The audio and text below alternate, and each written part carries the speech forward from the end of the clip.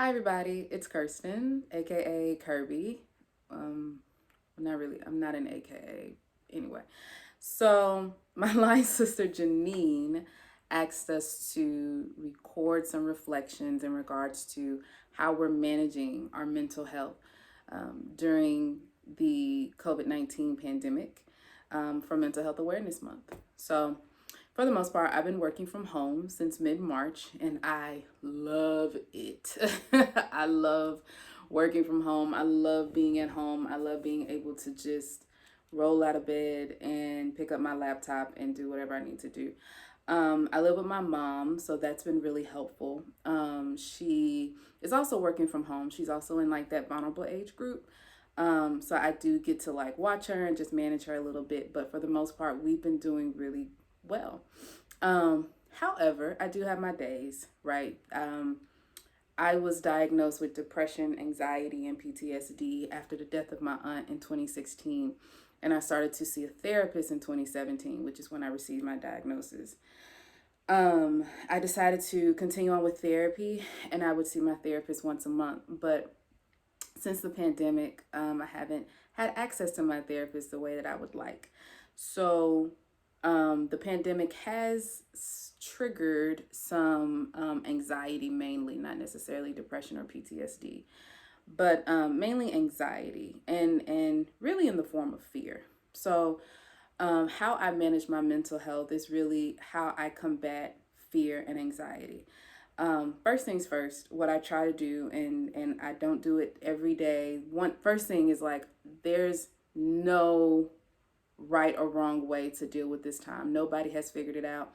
So please don't feel pressured to do anything or even create a routine or create a plan.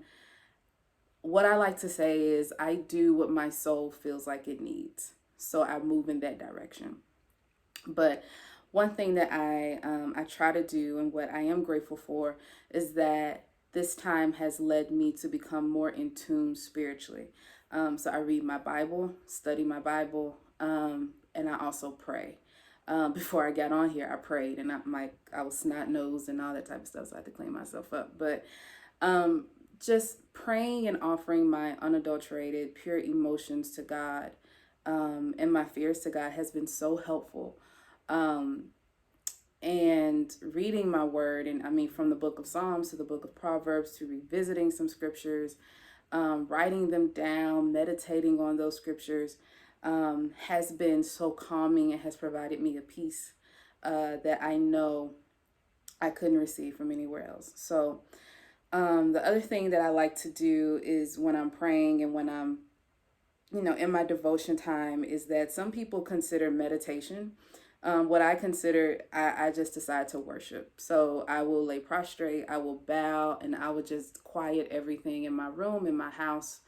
Early in the morning, I try to do it early in the morning, if not late at night, when my mom's sleep and when the house is quiet, just so I can just breathe and pay attention and just surrender, my feelings and my emotions to God, because that's what this pandemic has done. It's completely thrown my plans off track, and so it's my way of letting God know, whatever you want to do, you can do it, because I know that you won't hurt me.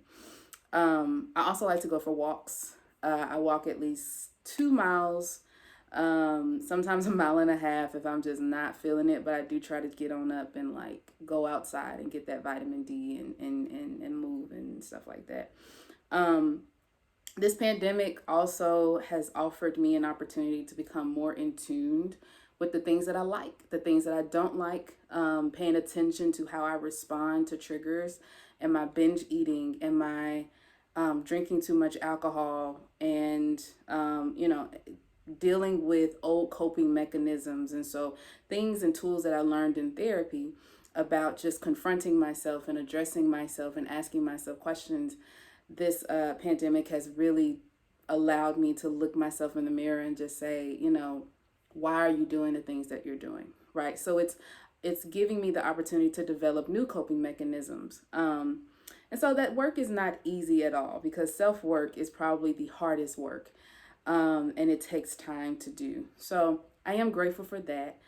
And also, I think it's been such a blessing the fact that I've been here with my mother. I was telling her the other day that after we dealt with the death of my aunt, we've basically been doing life with just she and I, and so we've transitioned our relationship from mother and daughter to friendship. So she's like a friend now. Well, she is my friend. So we talk about any and everything, right? We talk about our fears. We talk about things that we're going through, things that we're, thinking about. We laugh, and when we laugh hard. And that is also, I will conclude this video with this.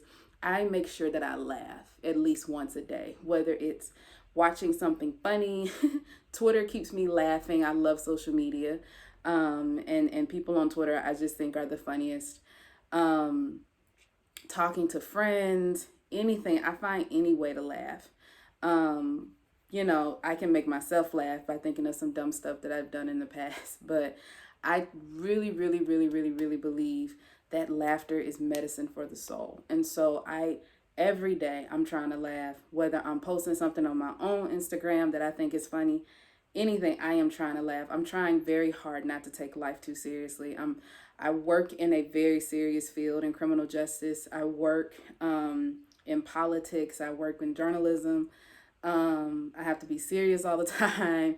And so I make sure that I laugh at least once a day. I'm very intentional about laughing. So I would say, joy has been a strength for me. And if I can laugh once a day, I think the day concludes better. So that's just me. So yeah. So again, don't feel pressured to try to get this season right. Um, Find faith, find joy, and you'll find peace. So thanks for watching.